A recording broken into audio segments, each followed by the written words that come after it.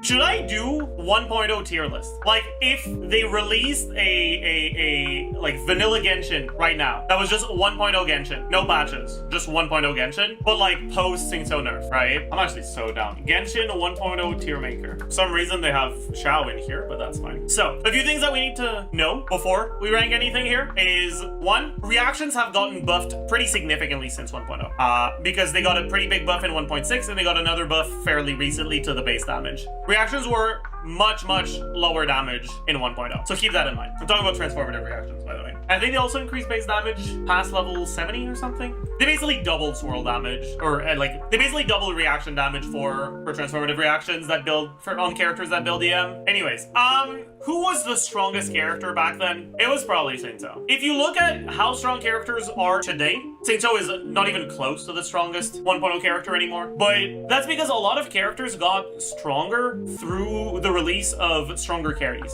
The reason why Bennett is much better than Singso now is because they keep releasing attack scaling carries that have higher and higher damage and therefore can capitalize on Bennett's buff better and better. If you look at only units from 1.0, what are the good carries that wanted Bennett? Apparently, that's it. Lee? Bennett was the second best unit, right? Don't get me wrong. But back then, Singso was significantly better. We need to have an SS tier for him. The biggest problem with the 1.0 characters is that it was hard to make a good second team. Most people have max 1, maybe 2 5-stars. It's not like that changes anything though. Official Taser and Sucrose National. How do you play two teams that want Sucrose and Singso at the same time? Morgana plus National. What patch was Ganyu released in? And so Official Sucrose Beta on one side, Bennett, Changling, Kaya, Venti on the other side. So yeah, Venti probably goes here. Changling probably goes here. Official probably goes here. And then one tier below, you have the units that make the strongest teams but are less important. Then below that, units that were fairly usable in some situations, rarely but sometimes the best choice, but at the very least having them on your account was nice. Jean, Chongyun, Mona. Then units that were technically playable if you were missing the strong units for the other good teams. Oh yeah, I forgot the MCs, true. I think both Animo MC and Geo MC go here. I was there in 1.0 and no way Diluc would see his ult could wipe an entire wave. You have to understand, every character could use one ability to wipe an entire wave in 1.0. The only reason why you remember Diluc and not the other characters is because people told you Diluc was good, so you built Diluc and you didn't build your other characters. It's omega massive confirmation bias. Content in 1.0 was incredibly trivial, which meant that no matter what you built, whoever you built, you'd feel like they're strong. And because Diluc is a 5-star, and people thought he was cool, they built him more often. And because his play pattern is fairly simple, they also mostly understood how to play him, which led to them getting pretty good results with him, which led to content creators making videos about him being good, which led to a lot of people thinking Diluc was really good. He still wasn't C tier. But the thing is, when you look at the units available in 1.0, dedicated carries were worthless. They were really bad. You'll notice, outside of Klee, Diluc is the highest dedicated carry. There's a reason why there's so many other 1.0 supports that we still use to this day, because they were already fucking strong back then. Wait, was Klee that high? The biggest upside that Klee has is that her really high power application at the time meant that you didn't have a way to play forward reaction Klee, actual reaction Klee. You couldn't really play vape Klee that wasn't real. And she was the only pyro character at the time that could be played as a non-reaction carry, which meant she was the only carry that you could play with Bennett Changling. Right, carry was one of your last slot option in the Bennett Changling team on a similar level to Kaya. The fact that Singso was necessary for Taser if you wanted to do Taser meant that you couldn't really play Vape Changling, which meant that you wanted a character that just had a lot of personal damage and worked in teams with Changling, and that's why Klee was pretty good. You didn't have stuff like the Catch or Emblem. Yeah, but Lava Walker's not that much worse, and Deathmatch is about as good as the Catch. Also Fav. Fav existed in 1.0. But yeah, the reality is that the balance in 1.0 had pretty much all the more support focused characters. They had numbers that were so inflated compared to the carries. Mel Diluc with Kaya, Bennett, and Sucrose should be the highest DPS in the game at that point. Bro, was better than Diluc in that slot. Carry Bennett was swapping to Diluc was barely even a DPS upgrade in that Diluc team, because Diluc is barely better than Bennett as a carry. No, but the best team by far, not even fucking remotely close in 1.0, was Sucrose National. The only problem was that Sucrose National didn't leave you with any of the good units left for your second side. Like, you still had some good units left, but not units that worked well together to make a cohesive team. On your other side, you generally need either Xingqiu or Bennett at least. Like, I think you guys need to understand, alright? Diluc is a worse pyro carry than Kuting. If you have C6 Bennett, you'd rather use Kuting over Diluc in your pyro carry team. Diluc's numbers are just really bad. The only number in his whole kit that's not complete dogshit is his plunge. And in 1.0 we didn't have Xianyan, so that didn't matter. Kuting's kit is pretty dogshit, but her charge attack numbers are pretty inflated. So if you gave her a Bennett pyro infusion,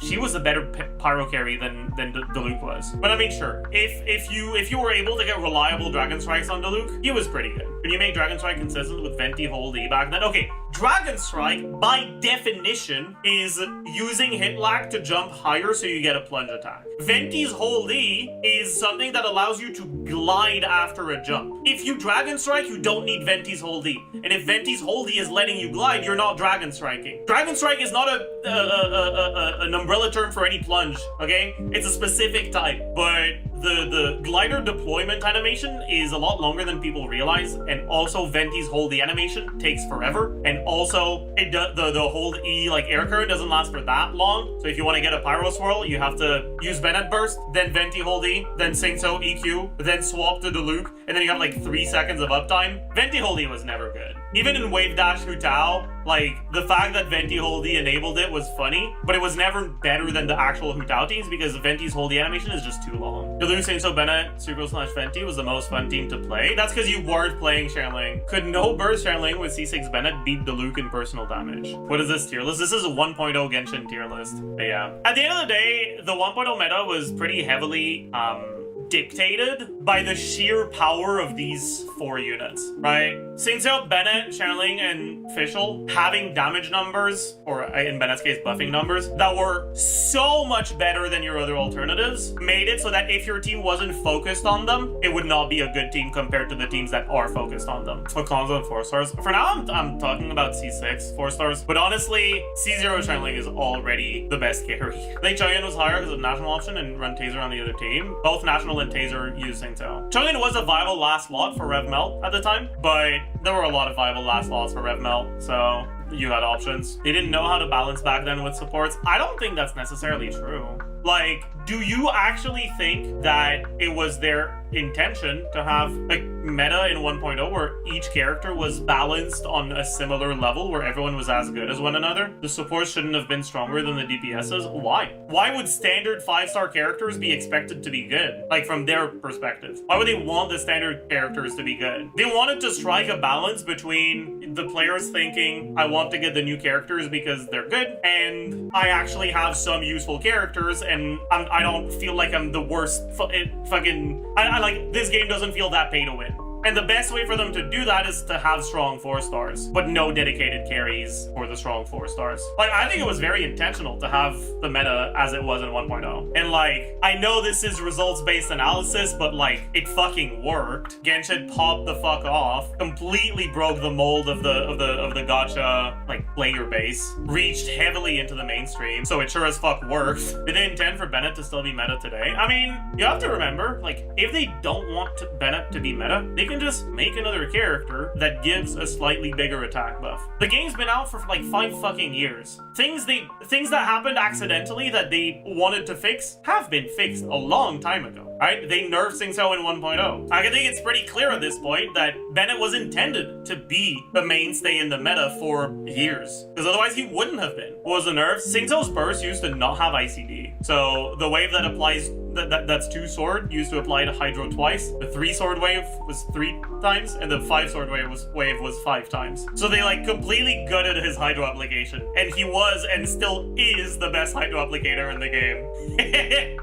Even by giving him standard ICD on burst. But like, that I think was not intentional, right? There aren't that many characters, or there weren't that many characters at the time where there would be a difference between no ICD Xingqiu and standard ICD Xingqiu. So I think they just didn't even notice how broken it was. But as soon as they did, they fucking hotfixed it instantly. But Bennett being as strong as he was, I think 100% either intended from the start or unintended, but they realized it was beneficial for them, so they left it there. Like, there were a few things in 1.0 that weren't intended. Turbo, clearly unintended, they fixed it. Sainto ICD, unintended, they fixed it. I think Globus Swirl was unintended, but people took so long to realize Globus Swirl was a thing that they probably just figured, nah, it's not really worth fixing at this point. Like, who cares? There's like 3 people that do it anyways. Dragon Strike was unintended, but kind of a similar thing. Not enough people use it for them to give that much of a fuck about changing it. Barber Application was unintended, but as soon as it started mattering, they nerfed it. Map Charge Attack bug was probably unintended, but they were probably like, who cares? Like, whatever. Booking was probably unintended, but they also like figured it doesn't really matter that much.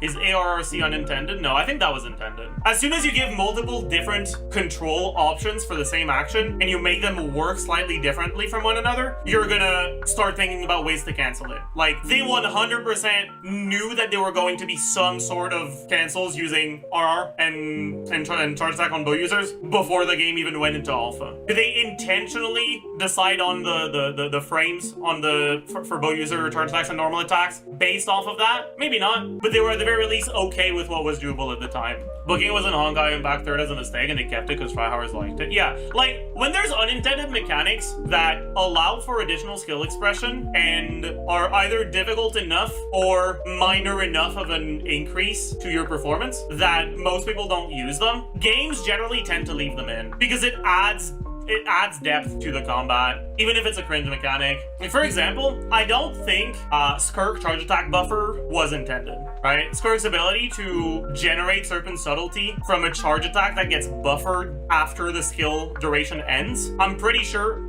was not an intended mechanic. But by now they probably know about it, and they probably don't intend on changing it because it's not that big of a deal, and it's actual skill expression that makes the character more interactive and fun to play. There's no upside to them removing it. Reminds me of a funny comment I saw yesterday in which someone said Chi-Chi was an S-tier support in 1.0. Yeah. Okay, the thing about 1.0 meta is that you also need to understand that content was so fucking trivial. Things were so much squishier. Abyss 12 in 1.0 was the equivalent of Abyss like 9.5 nowadays. So you weren't as reliant on having amazing teams. And people sucked a lot more, so they weren't as good at taking advantage of character interactions. I don't think Chi-Chi was the worst character in the game in 1.0. I think she was not even close to S, but I don't think she was the worst character in the game. I wonder who was the worst character in the game in 1.0? Amber? No, not Amber. 100% not Amber. Bennett was considered bad, but not the worst. That's not true. Bennett was never considered bad. Some random ass people who somehow had their random ass tier list go viral said Bennett was bad. But it was never generally accepted that Bennett was bad. That was never the case. You can find videos from 1.0 of Jinx talking about Bennett being broken. Lisa was the worst? No, definitely not. It was probably Noelle. You need to understand that back then, Geo Resonance was awful, and it's not like we had multiple Geo characters to choose from, right? Noelle didn't have a set she could use well. No Farina. Like, Noelle nowadays is a pretty bad carry, and all of the units you use in Noelle's current teams are units that were not out in 1.0. Ning was better, yeah. There weren't that many good supports back then, and so TTDS kind of carried. Also, Ning was just a better support. Ning was just a better carry than Noelle as well. How good would Daya have been in 1.0? Good question. I think Daya would have been in D tier. Still better than Diluc. D is below C, buddy. Because the usable slots for Daya now are teams that require off-field pyro and benefit from her being on TOM and shit like that. TOM didn't exist in 1.0, and we didn't have any carries that needed off-field pyro in 1.0. No way, GeoMC is better. Yeah, GeoMC is way better. GeoMC does more damage and actually provides a buff. What about DD Daya? What the fuck is that supposed to be? Like, when I existed? But Harry Daya is just worse than Diluc. Damage dealer, oh, yeah, no. It's just worse than Diluc. This is kind of fun, though.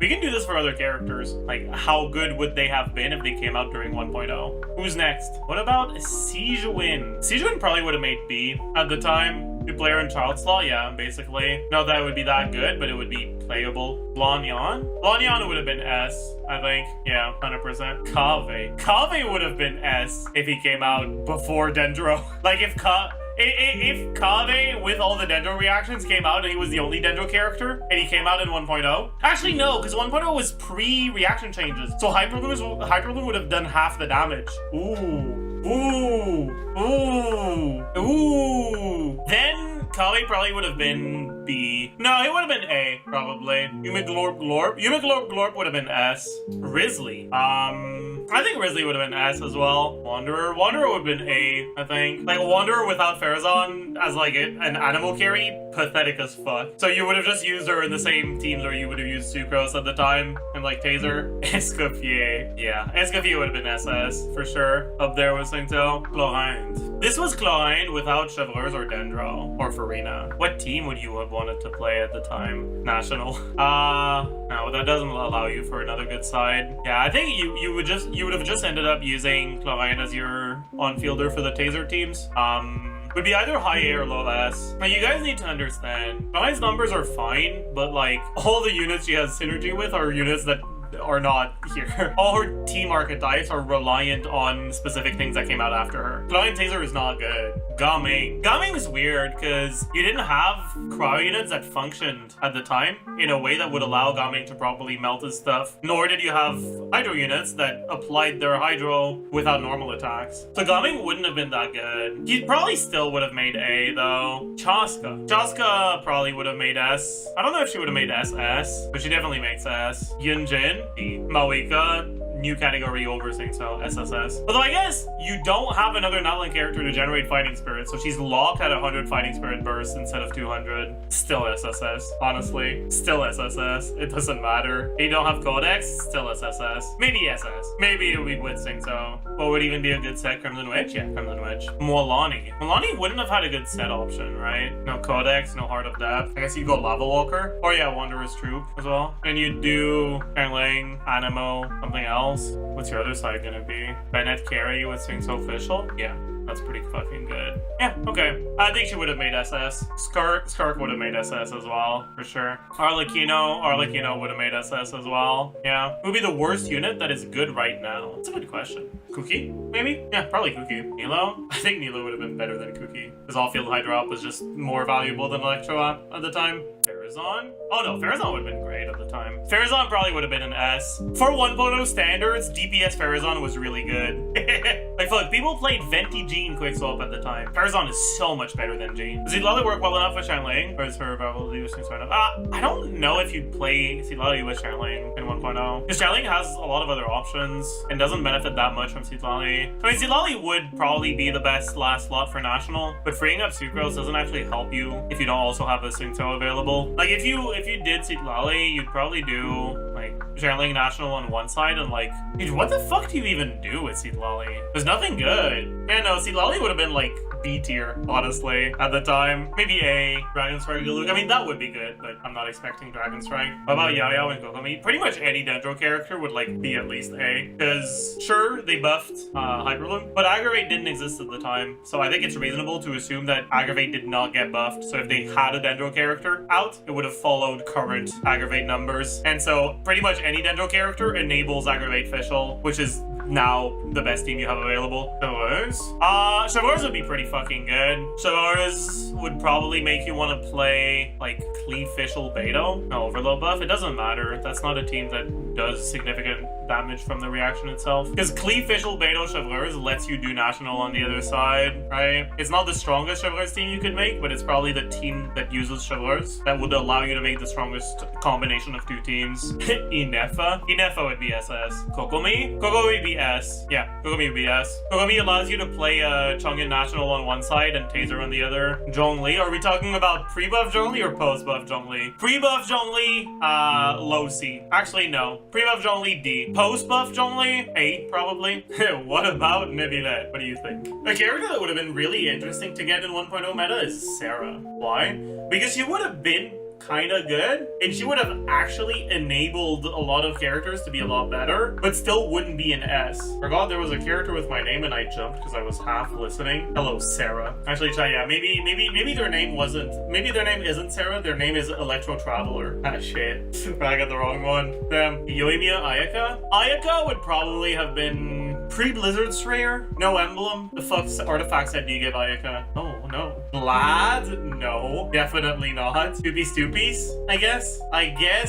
she'd be A then. That is better than 2-piece because 35 damage percent. Do you think that Ayaka's main source of damage are her normal attacks? Even on a team that spends a good amount of time on Ayaka? Why is it not loading? Right? Ayaka's personal DPS, 40k. Normal attack, 2.6, 1.8, 1.8, 1.7, whatever.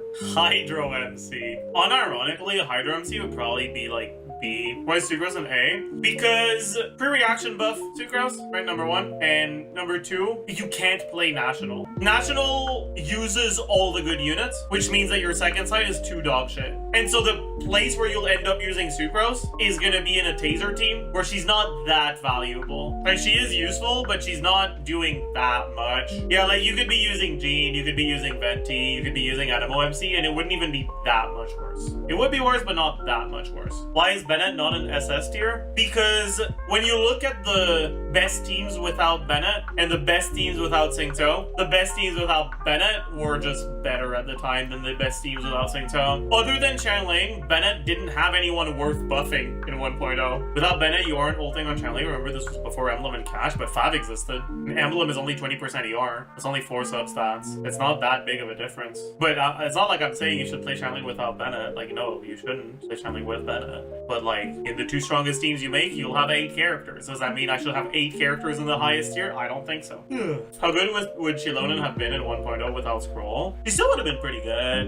He still would have been pretty good, I think. Sino? Yes. Sino would have been in C, I think. Ayato? Ayato would have been an S. Auron without Cinder City would have been an A, I think. Dendro MC S, 100%. Like, Lisa, Carry, and Aggravate would have been a great team in 1.0. So any Dendro character makes that possible. Any Dendro character basically would be S. Lisa deals damage. I mean, it's Lisa Carry where officials out damaging Lisa, but you get it. Even Baiju, yeah. I know Kutsing. You could use Kutsing as well. What is Singso doing there where there's Yelan and Farina? Me when I don't read the pinned message. Why is Singso SS? Because he's the only good Hydro, which is necessary for any real team. Well, kinda, but not really. Like, it's not like Hydro's necessary for a real team. It's that the strongest teams in 1.0 were National and Taser, both of which wanted Singtao. This tier list is so useful, I can't wait for the 1.0 patch to play it. True. Where would Rosaria be? Rosaria would be A. Emily would have been S, I think. Yeah, Emily without a set. Lava Walker existed. If you consider Emily in your team, then Lava Walker has full uptime. Sure, it's worse than the current sets, but it's not, like, not too cope. Lenny would have been S. Kachina probably would have been D. Bro, Kachina without Cinder City is such a joke. Yelan would have been SS, for sure. Honestly, most of the Hydros would have been SS or S, because they allow you to have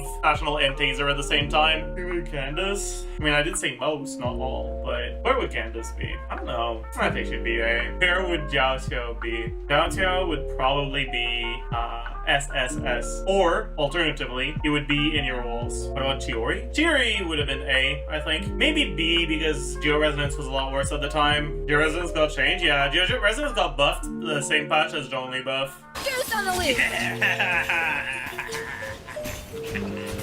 Goose on the loose! Goose on the loose!